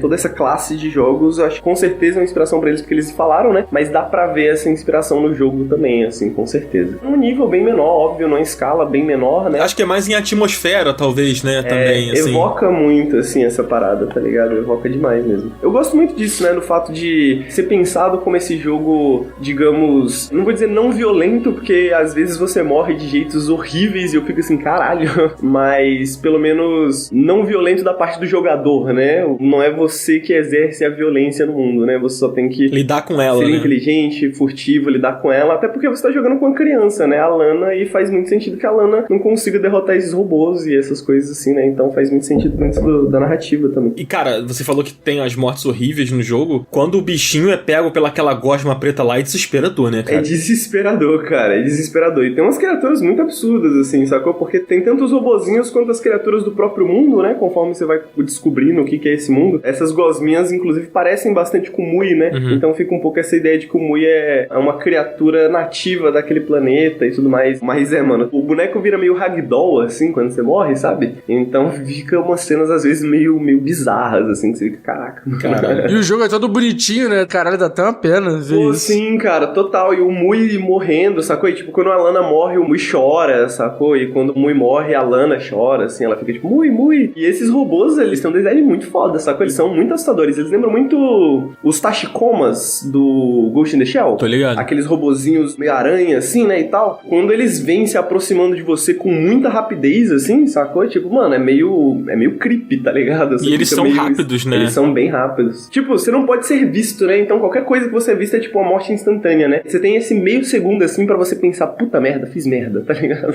Enquanto ele corre pra cima de você antes de te matar, sabe? Cara, como funciona, ao longo do jogo principalmente, assim, tipo, como funciona esses puzzles? Como é a gameplay nessas fases, o desenho dessas fases? Ele é envolvente, assim, como é nas primeiras horas, ou como é nas gameplays que foram reveladas, assim? Como funcionou pra você? Como foi a sua relação com o caminhar do jogo, assim, ao longo dele? Imagino que você tenha terminado ele, né? Não tenho certeza. Sim. Ele não é muito longo também, né? Então ele dura, sei lá, umas 6 horinhas, eu acho. Eu sinto que ele tem uma parte no meio que não é tão engajante quanto o começo e o final, assim, sabe? Eu acho que dá bem pra pensar em termos de atos, assim, porque ele tem, né, o estúdio que desenvolveu, eles têm 10 anos de experiência com filme e animação, né? Só que esse é o primeiro jogo que eles estão fazendo. E aí, é uma parada que eu vejo muito da galera do Cinematic Platform, né? O Summerville, que saiu ano passado... Eu já não sei mais, eu tô perdido no tempo. Foi ano passado. Só no Game Pass até, eu acho. É, ele inclusive tem uns temas parecidos, né? Porque tem uma invasão alienígena rolando e tal. Eu acho que porque invasões alienígenas ficam muito bom em 2D, tá ligado? Quando você, tipo assim, olha pro horizonte e você vê um alienzão, uma navezona gigante, assim. Que frase é essa, cara? Invasão alienígena fica bom em 2D? Que porra é essa? Porque eu sinto que esses jogos se preocupam muito com a parte visual, né? Eu não sei porquê, mas esses jogos têm temas muito parecidos, né? O Somerville e o Planet of Lana. E o Somerville foi isso, foi um cara também que veio do cinema, né? Ele fazia filmes, e aí ele falou, pô, queria fazer um jogo, e aí ele resolveu fazer um jogo e fez o Somerville. Tipo o Kojima, né? Assim, só que o Kojima ele não veio do cinema, ele só queria ser do cinema. O Kojima né? fez o contrário, né? Ele só queria ir. Cara, o Daniel, ele tá obcecado pelo Kojima, mano. Tem uns 3 ou 4 programas que ele só fala do Kojima, Pô, mas cara. quem não tá? Eu tô obcecado pelo Kojima faz 10 anos. Caralho, esse moleque é muito doente, Gente, cara. eu gosto do Kojima, eu gosto muito do Kojima. Só que eu não gosto do twitteiro Hideo Kojima. Eu já falei isso aqui, gente. Mas É só isso. você fala isso todo o programa, pô. A gente já entendeu. Não, a mas eu audiência fiz já um comentário entendeu. do Kojima, aí você contextualizou dizendo que eu tô obcecado. Agora eu tô explicando, O meu problema não é o Kojima. Toda vez que você provocar, eu vou ter que explicar, pô. Meu problema não é o Kojima, é o twitteiro Kojima, só isso. Entendi. Particularmente sou fã do Kojima, apesar das falhas. Mas eu acho que tem essa pegada cinemática, né? Eu sinto que tanto o Somerville quanto o Planet of Lana, eles carregam bastante essa parada de, pô, o que a gente tem experiência, né? A gente tem experiência com cinema. Pô, ele tem umas composições de cena, assim, muito bonitas, né? Desde o começo do jogo, assim. Então você vê isso sendo utilizado bastante, assim, bastante mesmo. E vem cá, ele é difícil, Henrique? Bom, eu não sei, eu pelo menos não achei, sacou? Tipo, eu não sei se... Às vezes tem essa coisa de... Você tem uma certa literariedade com o gênero, né? Porque ele não é muito tutorializado, né? Uhum. Ele tem os botõezinhos pra você apertar e tal, mas você meio que tem que ir explorando, né? O que dá pra fazer, ou deixa eu olhar aqui o cenário e tudo mais. Inclusive tem alguns puzzles que é bastante de... que a galera tá chamando hoje em dia de puzzle de conhecimento, né? No sentido de... tipo Tunic, que você precisa ler uma linguagem alienígena, né? E aí você tem que meio que... como se fosse uma cifra, né? E decifrar aquela parada e tudo mais. Então ele tem alguns puzzles nesse sentido e ele não se importa muito em explicar. A própria história, ela é contada muito silenciosamente, né? Ele é contada muito através justamente da mecânica, dos visuais, porque não tem diálogo, né? Não tem uma fala, não tem essas paradas. Eu não achei ele muito difícil, não, particularmente, mas às vezes eu posso sentir que algumas pessoas podem, às vezes, travar em alguma coisa ou outra, assim, e ficar meio frustrado, talvez. Mas eu sinto que ele é um jogo bem... ele foi feito pra ser uma experiência fluida, digamos assim, sabe? Nunca te travar muito em algum lugar, sempre, tipo, puzzles fáceis, mas que ainda dão aquela sensação de, pô, consegui vencer esse desafio, pô, consegui passar por aquele robô sem ser visto, tá ligado? E ele tem bastante variedade também, né? Esse negócio da variedade é legal, eu quero saber mais. Mas eu perguntei sobre a dificuldade porque o jogo, quando ele tem um elemento do stealth, ele costuma ter uma dificuldade diferente. Não é que ele é mais difícil por ser stealth, mas ele tem um nível de dificuldade diferente, assim. E que pra quem não é muito habituado, sei lá, que tá ouvindo aí, e que não é muito fã, ou não é mesmo muito habituado a jogos com foco em stealth, assim, sente uma dificuldade maior, assim, né? E, tipo assim, eu sei que ele não é exatamente um jogo stealth, assim, mas ele é um elemento importantíssimo do jogo, né? Ah, com certeza, mas aí, ó, diferente do Kojima, né, que você tem jogos stealth tipo em 3D, eu acho que o 2D ele facilita muito, né, porque são muito menos elementos na tela e é muito bem comunicado também, né, esses robôs eles estão olhando pra esquerda ou pra direita, né, e as telas de puzzle elas sempre aparecem meio que inteiras, assim, então você não tem que ficar adivinhando muita coisa, você vê pra onde que ele tá olhando e você consegue ver muito bem qual que é a rota que ele faz, né, o trajeto que ele faz, vai um pouquinho pra frente, vai um pouquinho pra trás, vai um pouquinho pra frente, vai um pouquinho pra trás, e aí você tem que começar a pensar, pô, o que tem ao redor disso, né, porque é sempre mais ou menos essa mecânica central, mas sempre tem possibilidades diferentes, então às vezes você tem que derrubar alguma coisa, às vezes você tem que se esconder na grama, às vezes você tem que fazer um misto das duas coisas, né, então ele tem uma progressão de puzzles muito bem feita, assim, ele tem um designzinho muito, eu diria, confortável, de certa forma, assim, sacou? Tipo, ele não chega a ser desafiante, mas ele tem o suficiente pra você sentir um mérito, assim, né, pra você sentir um mérito de, pô, ok, isso aqui testei 2, 3 vezes, morri, o que eu posso fazer diferente? Ah, ok, não tinha visto aquilo ali, ok, aquilo ali talvez funcione. E ele tem muita variedade, cara, tipo, de mapa, inimigo, como que ele evolui nisso, assim? Ele é bem curto, né, mas assim, eu sinto que no meio, e aí eu acho que é outra similaridade com o Somerville, que o Somerville, apesar de ser, eu acho que talvez um pouquinho mais longo, ele tem um trecho no meio que você passa muito tempo dentro de uma caverna, né, e aí no Planet of Lana, na hora que eu entrei numa caverna, eu falei, puta que pariu, caverna, sacou? Porque às vezes as cavernas nesse tipo de jogo parecem uma coisa fácil de você colocar no meio do jogo, que não requer tantos assets, não requer tanta coisa, tá ligado? Uma coisa meio simples, assim. Ao mesmo tempo sempre faz sentido, né, é meio a jornadinha do herói, né? você vai pra caverna pra depois você poder subir de novo o pico da montanha e etc, né? Mas eu sinto que, mesmo nessas pequenas horas, ele ainda tem essa coisa de você estar numa aventura no planeta de Lana, sabe? É uma progressão linear e é relativamente curta, mas ele tem coisas muito diferentes e puzzles muito diferentes de região pra região, e é meio que natural, assim, tá ligado? Isso é muito interessante também, porque não parece que, tá ligado? Você cruza uma fronteira e, pô, de repente aqui tá tudo escuro. De repente aqui é tudo mato, tá ligado? Parece, tipo, pô, as coisas vão meio que naturalmente se desenvolvendo e virando outra coisa, e aí você chega no final e fala, caraca, eu passei por várias paradas até chegar aqui, né? Na hora que você tá passando assim, parece que você quase não vai notando, mas chega no final você fala, pô, parece realmente uma jornada, né, que você fez através desse planeta ao longo do processo. Quanto tempo de jogo, mais ou menos, cara, que você demorou, assim, pelo menos, pra fechar? Acho que umas 6 horas, mais ou menos. Eu tava gravando também, né? Então talvez um pouquinho a mais, porque eu tava gravando. Mas acho que umas 6 horinhas deve dar pra fechar o jogo. Tipo, eu consigo imaginar alguém jogando esse jogo no final de semana, assim. Joga 3 horas no sábado, 3 horas no domingo, acabou, sabe? Tipo, parece bem esse tipo de jogo, assim, de você jogar numa sentada, em 2 dias, sabe? Numa coisa meio mais rápida, assim. Cardoso, quer perguntar alguma coisa? Não, tô de boa. Tô apenas ouvindo, estou aqui de espectador. Ouvinte. Quer perguntar alguma coisa, Ricardo? Pô, não quero não, cara, mas eu tô ansioso pra jogar. Inclusive eu vi que saiu antes da gravação aqui, eu comentei que tinha saído no Game Pass, o que é melhor ainda, né? Acho que todo mundo aí, até o pessoal que tá ouvindo vai poder dar uma brincada nele, e eu gosto muito desse gênero, cara. Então, tipo,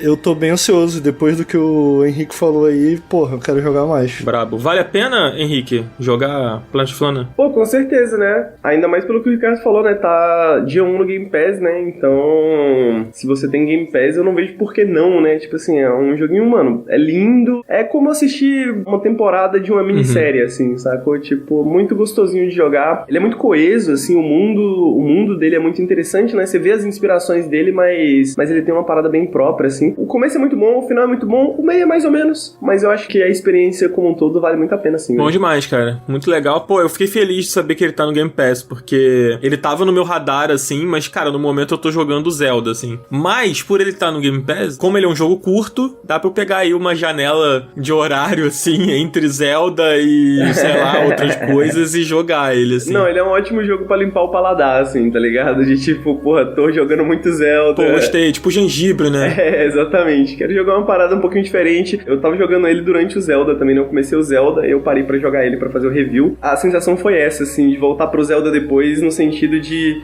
que visualmente tem coisas parecidas, né? Eu acho que todo mundo já falou das inspirações do Zelda Breath of the Wild com o Estúdio Ghibli e tudo mais, e aqui também você vê um pouco disso. Mas 2, porque, tipo, você não precisa pensar, tá ligado? É uma experiência totalmente guiada. Às vezes é bom, assim, você ser só guiado totalmente, assim, pra um jogo. É confortável, né? É confortável, exatamente, sacou? Então você não tem que pensar muito, você não tem um discourse gigante pra você participar. É simplesmente um jogo bom, assim, pra você curtir e se divertir, tá ligado? E ele é muito bem feito, né? Eu acho que ele não tem nada exatamente de inovador, mas eu sinto que ele é muito bem feito em todas as partes, coisa que eu não posso falar pro Somerville, por exemplo. Mas o Planet of Lana é realmente esse tipo de jogo, um gengibrezinho. Maravilhoso. Eu vou roubar essa expressão aí de limpar o paladar. Gostei.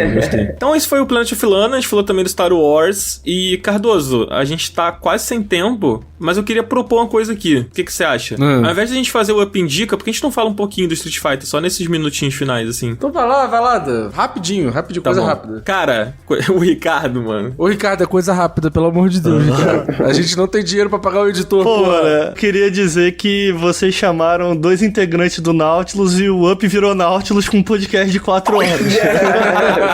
O Nautilus vai pagar metade do episódio, tá ligado? Da última vez que o Ricardo veio aqui, a gente chamou ele pra falar de Rogue Legacy, lembra? Nunca aconteceu esse programa. Cara, a gente já tá entendendo que a culpa é do Ricardo. É culpa do Ricardo. Porra, toda vez que o Ricardo vem, a gente não consegue fazer o programa direito. É culpa do Ricardo verdade. também. Cara, teve um programa que a gente fez com o Ricardo e com o Totoro, que foi sobre a Bethesda, que esse programa teve quase 3 horas de duração, assim. Foi maravilhoso. Gosto muito. Caralho. Mas vamos falar só um pouquinho sobre a beta do Street Fighter. Todos vocês jogaram? Eu joguei uma horinha só. Opa!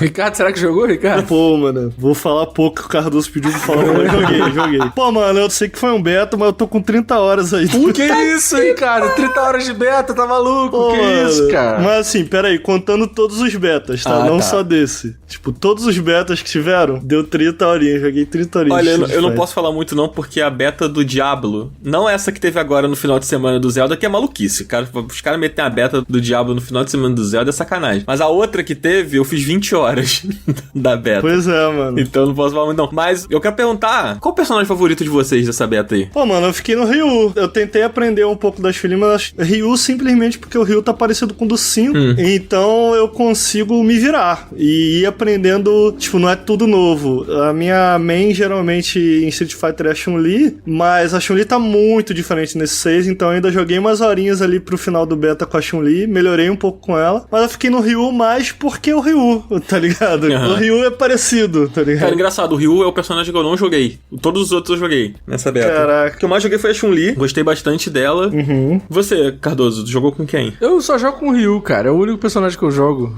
Só jogo com ele, Entendi. sempre, em todos. Como diria o Ricardo, é o meu main. Boa. Pô, acho isso muito coisa de pro player, né? É o meu main. E tu, Henrique? Mano, eu só joguei World Tour, bota fé? Então eu só Pô, joguei que com merda, personagem amigo. customizado. Pô, sinto muito. Pô, eu gostei, cara. Eu sinto que eu sou o público, assim, a pessoa que, tipo, fala assim, porra, talvez eu não sei se eu vou jogar Street Fighter, porque eu nunca joguei, tá ligado? Mas tô curioso. E acho que o World Tour, apesar de ser, tipo, porra, as primeiras 2 horas que eu joguei, a maior parte foi tutorial, né? Mas eu sinto que é uma boa introdução, assim, de tipo, pô, tô começando a entender, tô começando a pegar e tal. E eu tô jogando com os controles modernos, né? Então, essa parte também facilitou bastante também. Pô, esse negócio do controle moderno é curioso. Eu vi uma galera no Twitter reclamando muito da existência do controle moderno. Eu não entendi por que a galera tá reclamando tanto. Ah, é muito apelão, não sei o quê. Ô, Ricardo, tu que é pro player, tu que tem main. Tu que reclamou no Twitter sobre o controle moderno. Tu reclamou no Twitter? Não. Tu reclamou? Vamos lá. Cara, eu não sei o que achar ainda. Eu acho que tem que esperar o jogo sair. O lance do controle moderno pra introduzir novos jogadores muito legal.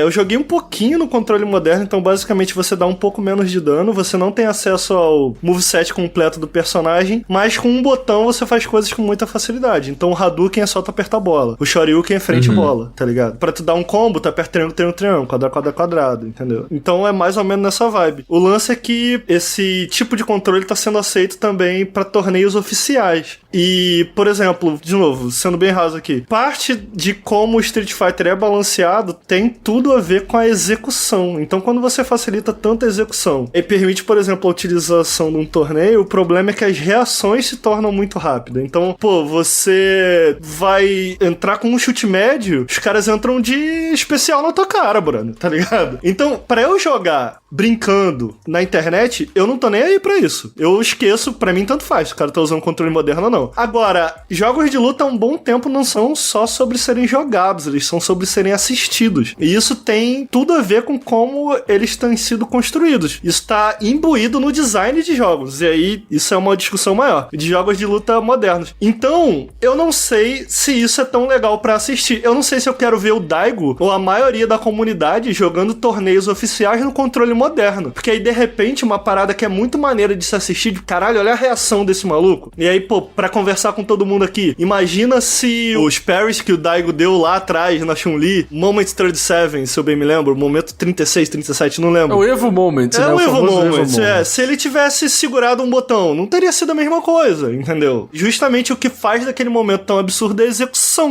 daquilo, tá ligado? E aqui, porra, eu sei que a execução do parry no Street Fighter 6 é só apertar triângulo bola. De novo, isso é uma outra discussão, tô tentando ser rápido aqui, mas eu tenho preocupações. Pra mim, pessoalmente, jogando, eu não acho que isso é problema nenhum. Eu tava jogando com o pessoal no Discord, uma galera nova. Pô, achei muito foda que a galera tava pau a pau comigo. Pô, irado, sinceramente, irado. Pra mim, Ricardo, irado. Poder sentar e jogar com um amigo meu que não manja muito de jogo de luta, pau a pau, muito irado. E quem sabe isso faz com que ele se interesse. Pô, agora eu tô interessado em ter controle total desse personagem. Agora eu quero ir pros controles clássicos. Irado. Agora, o que isso vai dizer em termos competitivos pro jogo, isso me preocupa. Entendi. Eu acho que isso vai dar uma discussão muito boa no nosso episódio sobre Street Fighter. Boa. Se a gente receber o jogo.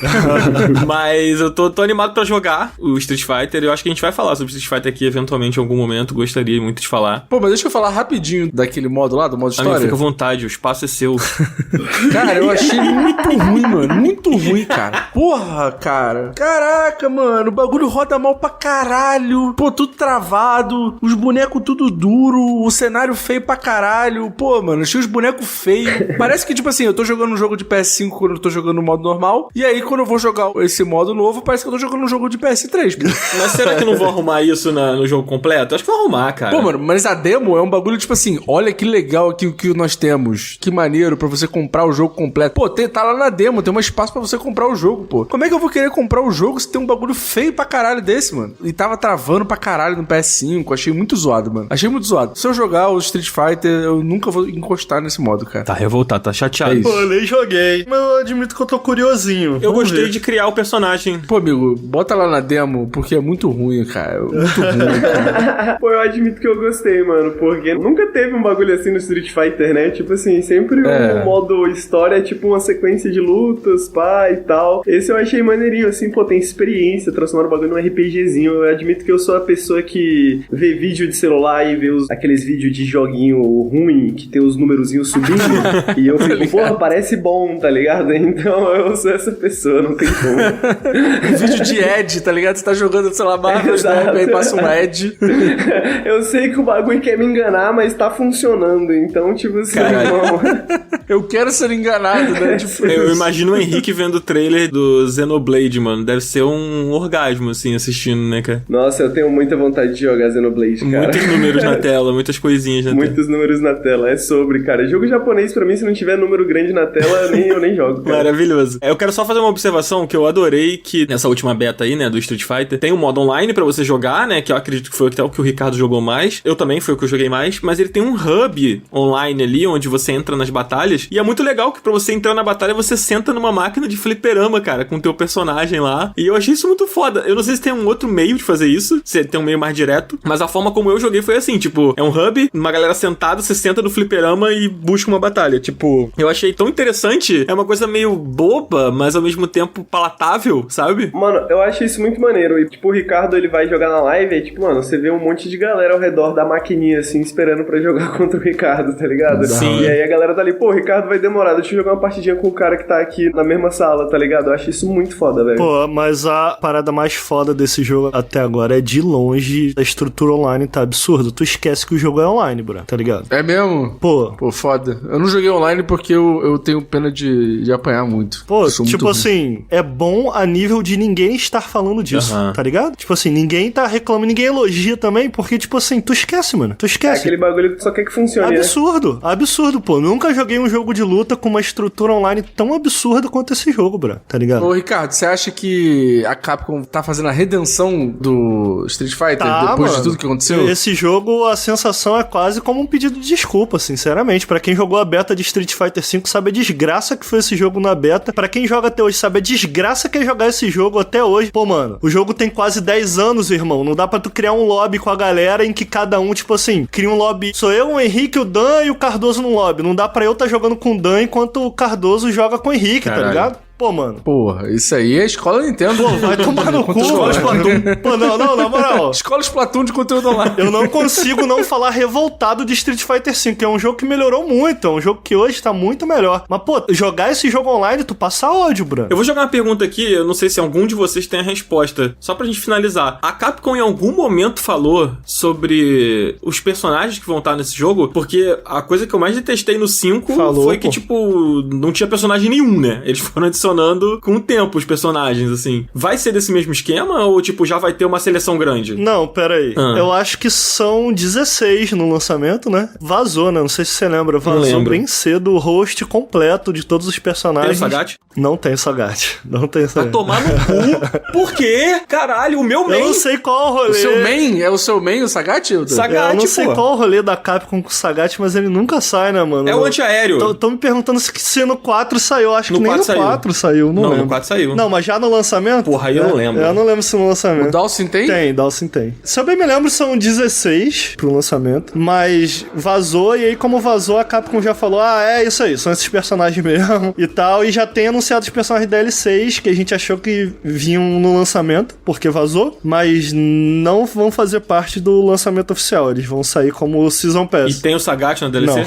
Ah, vai tomar no cu esse jogo. Primeiro ano não teremos Sagat, não teremos Sagat. Mas vai tomar no cu, Street Fighter é o caralho. Mas, Dan, você pode ficar tranquilo, cara. Mortal Kombat logo em breve vai ser lançado aí e a gente vai poder ser feliz. Espero que o Sagat esteja no Mortal Kombat. É isso. Vocês me desculpem, eu quero deixar essa última mensagem aqui. A gente vai ter Mortal Kombat e Street Fighter 6 no mesmo ano. E eu sinto pena de Mortal Kombat, porque esse jogo não será nada perto de Street 6. Nada. Zero, nada. Amigo. Vai ser amassado. Meia dúzia de fatality e de sangue pra lá e sangue pra cá e já ganhou o GOT de melhor jogo de luta. Pô, essa briga vai ser boa, hein? A briga, entendeu?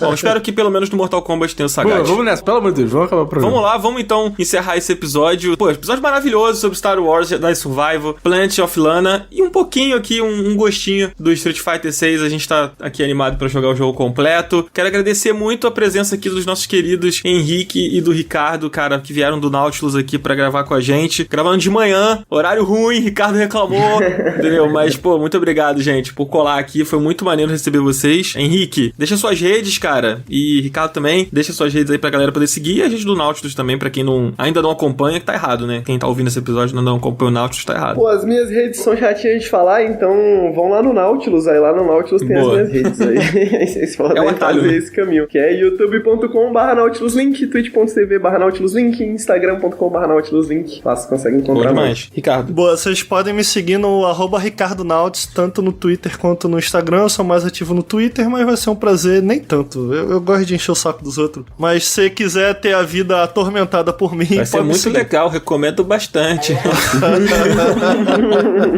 Mas é isso, a gente vai ficando por aqui. Cardoso, vamos nessa, cara? Vamos nessa. Ó, sem esquecer, galera, por favor, up é R$5. Com R$5, coisa que você não compra nem um refrigerante, você pode apoiar o up. Então, por favor, apoiem aí, porque a gente possa fazer mais programas. O nosso querido Disque Up número 3 não vai acontecer porque a gente não bateu nossa meta. Então, tipo assim, quer conteúdo, bicho? Ajuda nós aí, porque se a gente não bate nossa meta do Catarse, não tem conteúdo. É isso aí, a gente tem que continuar existindo, por isso a gente depende muito do apoio de vocês, porque existindo a gente reclama bastante sobre o Sagat no stand Street Fighter 6, quem sabe os caras escutam e colocam o Sagat aí, por favor. É isso aí. Vamos nessa, semana que vem a gente tá de volta? Bora. Então bora. Valeu, tamo junto, gente. Tchau, tchau. Valeu, tchau.